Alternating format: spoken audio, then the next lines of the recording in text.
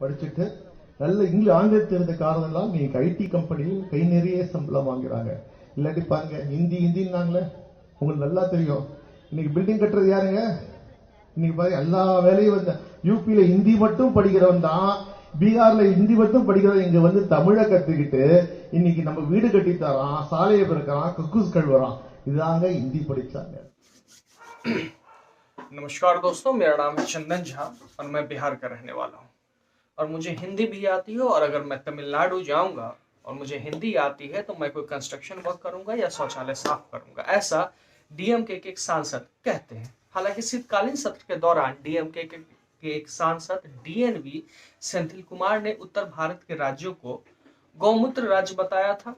अब डीएमके के एक और नेता ने, जिनका नाम दयानिधि मारन है, उन्होंने एक विवादित बयान दिया है।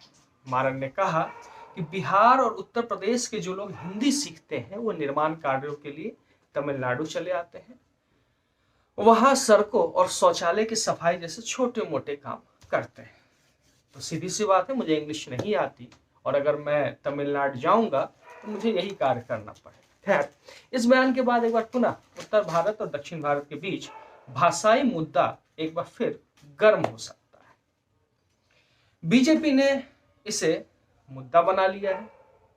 बिहार और तमिलनाडु में दोनों जगह नॉन बीजेपी की गवर्नमेंट है। कई नेता इस बयान की क्लिप को सोशल मीडिया पे शेयर कर रहे हैं और मैंने भी दिखला ही दिया है आपको। इस वीडियो को लेकर बीजेपी के नेता बिहार के मुख्यमंत्री नीतीश कुमार से इस पर उनकी राय पूछ रहे हैं। कुछ वक्त पहले एक कार्यक्रम में रेवंत रेड्डी, जो तेलंगाना के मुख्यमंत्री हैं, उन्होंने कहा था कि बिहार का डीएनए कम बेहतर है तेलंगाना के डीएनए से। वहीं अब डीएमके के नेता दयानिधि मारन ने इस तरह का ताजा बयान देकर कुछ शांत हुए उत्तर दक्षिण बहस के मुद्दे को फिर हवा देने का काम कर दिया है। अब भैया, जब तमिलनाडु के नेता ऐसा कहेंगे तो हमारे डिप्टी सीएम तेजस्वी यादव कहाँ पीछे रहते। उन्होंने भी रविवार को प्रतिक्रिया दी, भयानक प्रतिक्रिया दी, इतना कि हाहाकार मच गया। उन्होंने कहा कि करुणानिधि की पार्टी डीएमके जो है वह एक सामाजिक न्याय की पार्टी, लेकिन उनके दल के लोगों ने बिहार और यूपी के लोगों को लेकर इस तरह की बातें कही हैं तो बहुत निंदा करने वाली बात है। इसका हम लोग निंदा करते हैं और इससे हम लोग सहमत नहीं हैं। इस तरह के बयान से दूसरे राज्य के नेताओं को बचना चाहिए।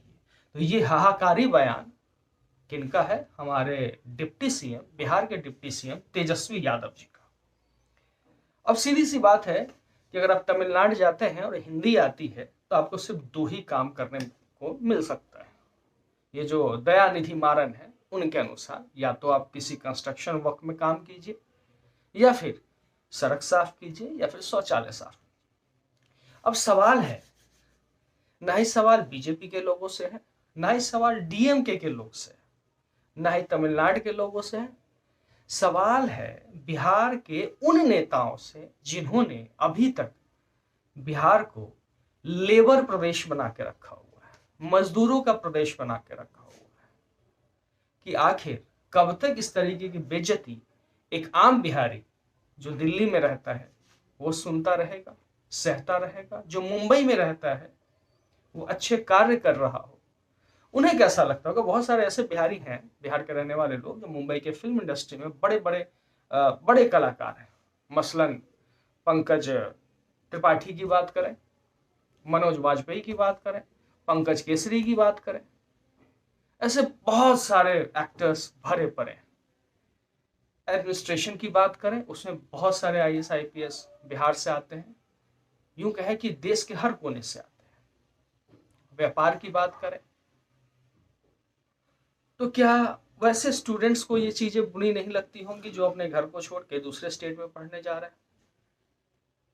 और सबसे बड़ी बात, जब हम एक आम बिहारी हैं, आम पब्लिक है बिहार के रहने वाले, हमें इतना बुरा लगता है तो उन नेताओं को तो मतलब पता नहीं डूब के मरना चाहिए, या फिर वो उनकी जो चमड़ी है गैंडे से भी ज्यादा मोटी हो चुकी है।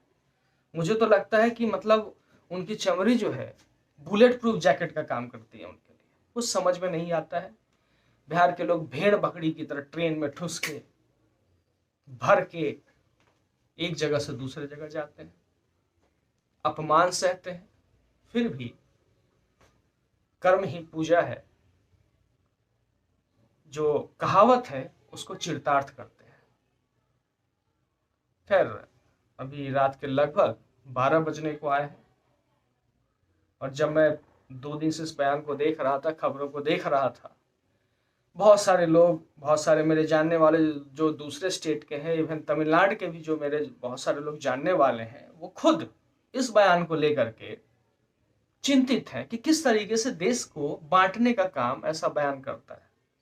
ये पूरा देश, चाहे कश्मीर हो या कन्याकुमारी हो, हम कहीं भी जा सकते हैं, कहीं भी कोई काम कार्य कर सकते हैं, जीविकोपार्जन के लिए कुछ भी कर सकते हैं, जो हमारे हिसाब से मिले। अगर मैं बहुत पढ़ा लिखा हूं तो सरकारी नौकरी करूंगा, सरकारी नौकरी नहीं मिलती तो मैं किसी प्राइवेट सेक्टर में काम करूंगा, कुछ ना कुछ जीविकोपार्जन के लिए तो मैं करूंगा। तो ये इस तरीके का बयान देके डीएमके के जो नेता है दयानिधि मारन, वो क्या बतलाना चाहते हैं। और सबसे बड़ी बात बिहार के उन तथाकथित सत्ताधीशों से भी है कि उनके कान में जू नहीं रेंगता ऐसे बयानों के बाद, उन्हें वो दर्द नहीं दिखाई देता। खैर, ये सवाल हम सब बिहारियों के लिए है, हम सब वैसे प्रवासियों के लिए है जो अपने घर को छोड़ के, परिवार को छोड़ के बाहर 2 वक्त की रोटी कमाने के लिए जद्दोजहद में हर दिन लगे रहते हैं। कहना बहुत कुछ है, लेकिन इस कार्यक्रम को मैं अब यहीं विराम देता हूं, वक्त की कमी की वजह से। बताइएगा, दर्द अगर आपको होता है तो कमेंट के रूप में दर्द को जरूर बयां करें। धन्यवाद।